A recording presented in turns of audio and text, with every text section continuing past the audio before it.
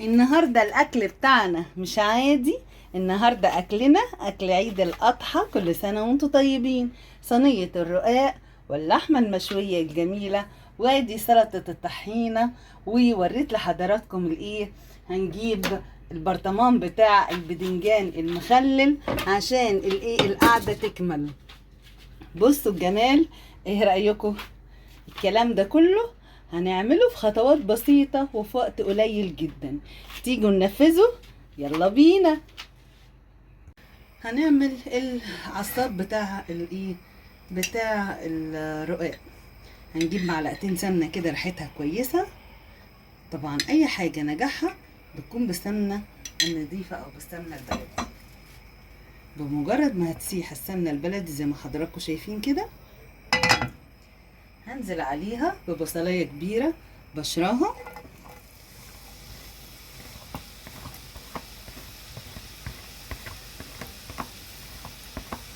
نديها تقلبتين.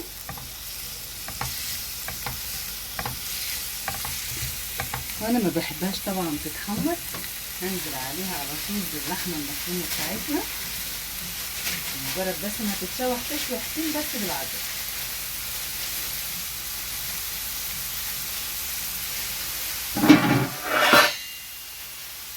هجيب نص كيلو من اللحمه المفرومه اهي، تشوحت تشويحتين حلوين كده. انزلي عليهم بنص كيلو من اللحمه المفرومه.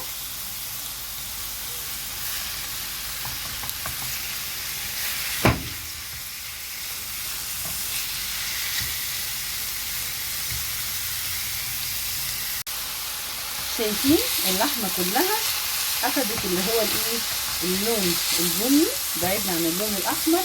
هنزل عليها بقرن فلفل احمر وقرن فلفل سبايسي وقرن فلفل ايه اخضر. كل ده هنقلبه مع بعض كده، ده بيعلى قوي بالتست بتاعنا. هنزل عليها بفص من المستكه.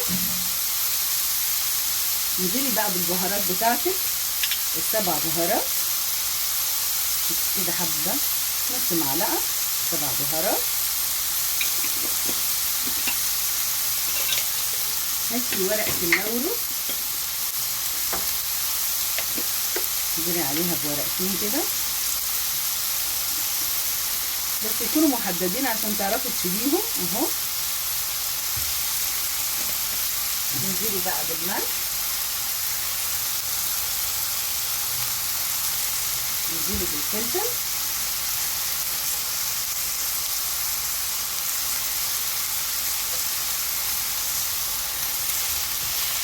نديها كده تشويحتين. هاتي قطعة من الماجي، يلا اديها تشويحتين حلوين كده مع بعضها، خلي كله يعمل ميكسنج مع بعض. انزلي عليها بقطعة الماجي، تديها برضو تست حلو قوي. انزلي عليها بطماطمايه مبشوره،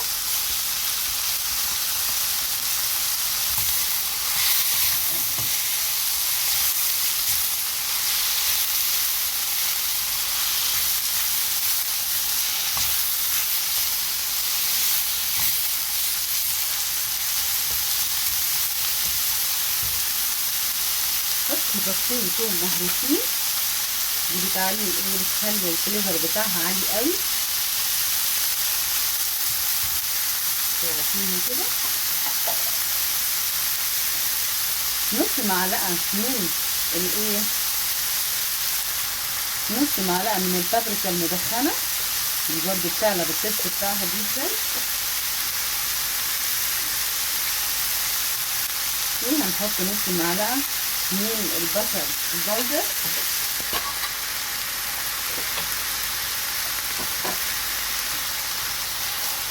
قلبي بقى كل ده مع بعضه.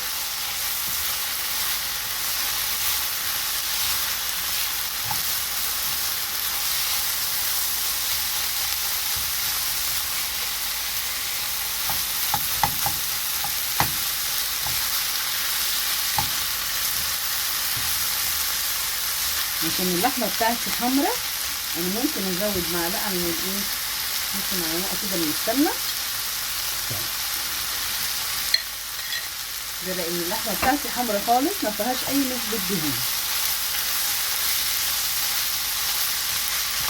وهتني ايدي فيها كده لحد ما كله ايه يمتزج مع بعضه.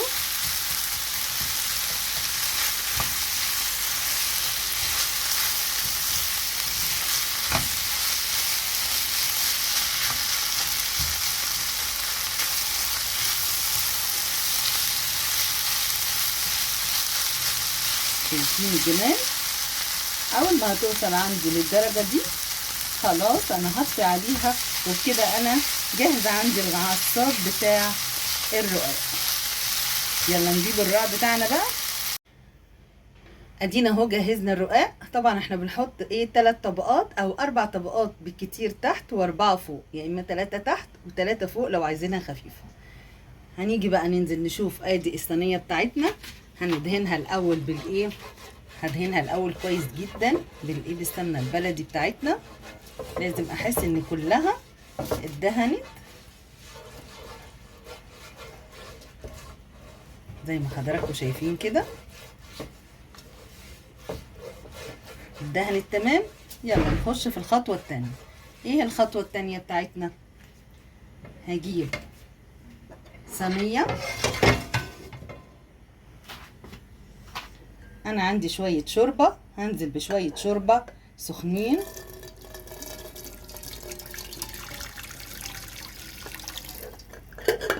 الشوربه دي كانت عندي في الثلاجه من امبارح. هحط عليهم زي كوبايه من اللبن اهي.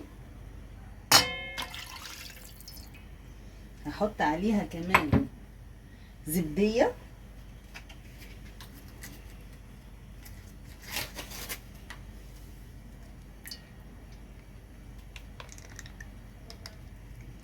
زي ما حضراتكم كده شايفين.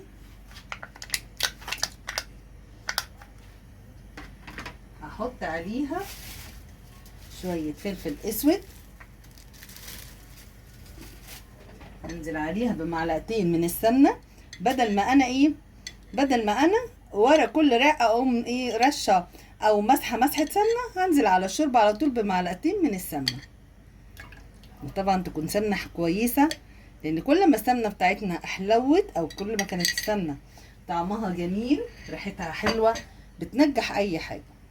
تعالوا بقى الايه الكلام الجميل ده ندوبه ببعض كويس جدا كده.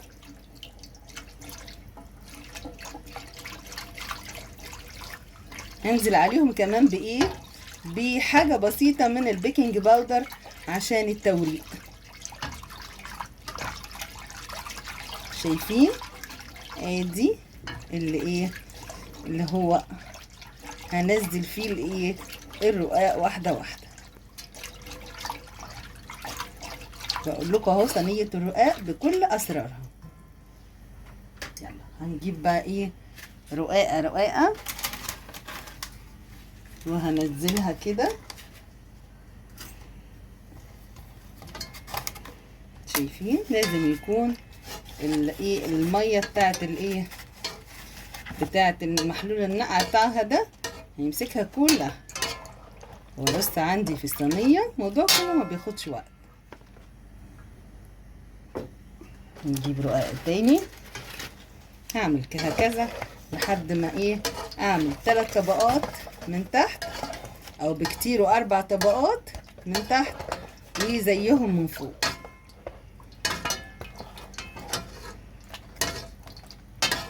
شايفين الرقاق لازم اضمن ان هو كله جاله الشوربه دي او اتغمس في قلب الشوربه. هنمسك زي ما احنا بنعمل كده اهو. شايفين الرقاق جميل ومورق ازاي. نضمن ان الشوربه وكذلك اللبن بالزبادي. يلا وصلنا اهو ان احنا حطينا ال3 رقات من تحت في قلب الصينيه. هنشيل الورق اللوري من اللحمه المفرومه وهننزل باللحمه المفرومه بتاعتنا. هناخد بالنا ان ورق اللوري اتشال والحبهانه اتشالت. اهو.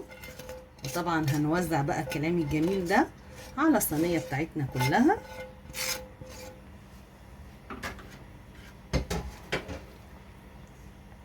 اخد بالي من شيلة الايه، ورق اللوري والحبهان.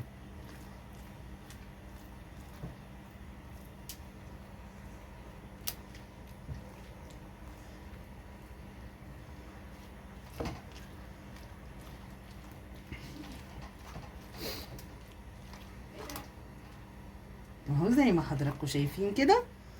يلا بقى نكمل بقى من فوق الايه، الرقاق.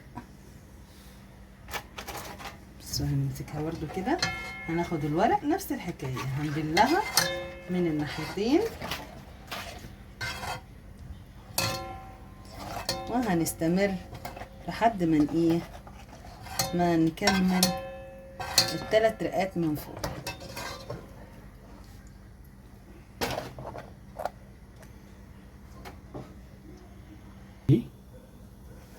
شايفين رصينا صينيه الرقاق زي الفل ازاي؟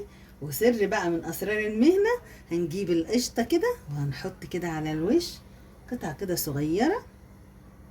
دي بقى بتودي صينيه الايه، الرقاق في حته تانية خالص. يلا بعد كده قاعدين اهو حطينا القشطه على الوش. تمام. يلا نسخن الفرن كويس جدا وندخل الايه، الصينيه في قلب الفرن. هنعمل ايه بقى بجنب صينيه الرقاق؟ طبعا عيد الاضحى يبقى لحمه مشويه، يبقى عرق فليتو. هنجيب الطاسه بتاعتنا لو عايزين تشوا. بصوا بقى اسهل طريقه شوي، هنجيب الطاسه ونحط فيها نقطه زيت كده، وهنزل عليها بايه. بصوا عرق الفليتو انا يا دوب حاطه فيه بس بشره طماطمايه وبصلايه ونص ليمونه زي ما حضراتكم شايفين، ونقعتها من امبارح. ده عرق فليتو اللي هو بيستوي بمنتهى السهوله. يلا بينا هنشوف كده الايه، الطاسه بتاعتنا خلاص سخنت كويس جدا. هنزل عليها بعرق الفليتو. يلا بسم الله الرحمن الرحيم.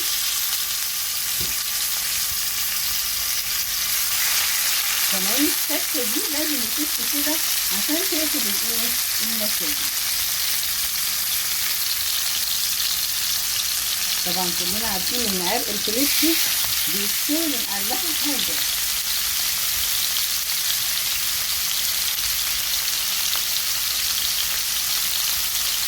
طبعا ايه، بشوف لو في عندي حته عاليه شويه انا ايه بهبطها كده.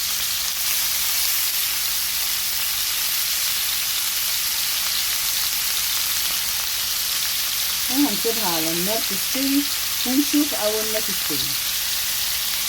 يلا نعمل بقى يا امارات شويه سلطه الطحينه اللي احنا ايه هناكل بيها اللحمه المشويه. هجيب شويه طحينه وهنزل عليها بمعلقه من الزبادي، هنزل عليها شويه فلفل اسود، هنزل عليها بشويه ملح،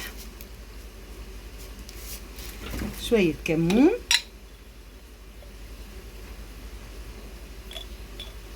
حبه من الايه الكزبره تديها تست حلوه قوي، شويه الخل،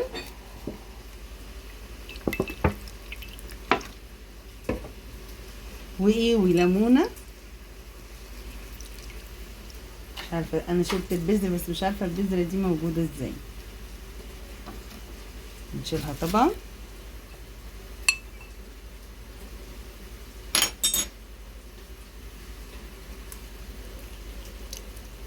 ويلا نفك سلطه الطحينه دي الاول. ايه ايه نلفها كده وبعد كده بشويه ميه دافيه نفكها.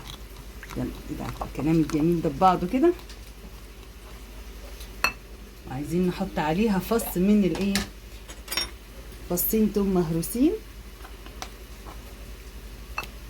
هو روح سلطه الطحينه. يلا هنقلب بقى كل الكلام الجميل ده.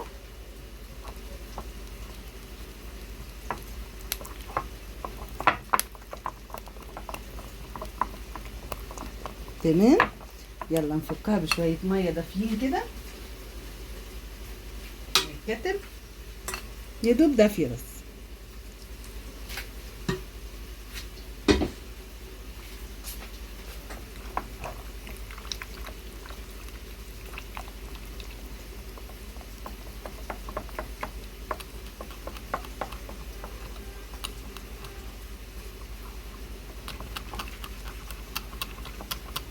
حلو قوي كده. هندوق الحدق بتاعها. تمام تمام. شويه بقى بقدونس كده من على الوش وظبطي شكل التقديم. يلا بقى يا امارات، شايفين اللحمه ما اتشوت والعرق الفليتو لما اتشوى معانا؟ يلا هنجيب الفحمه بقى. بقول لكم احلى حاجه شويه الايه، ان انت تشوي على الطاسه. هتجيبي الفحم تحطيه هنا كده اهو، شايفين؟ وهننزل عليه بحاجه بسيطه من السمنه او الزيت، وغطي كمان القمر الجميل ده، خليه يبعث هنا الروايح.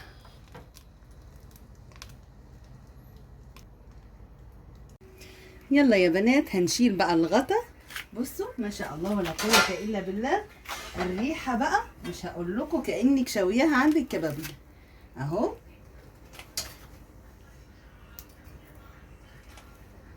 شايفين؟ ما شاء الله ولا قوه الا بالله. وادي اللحمه بتاعتنا اتشوت كويس قوي، وادي سلطه الطحينه الجميله القمر اللي احنا عملناها.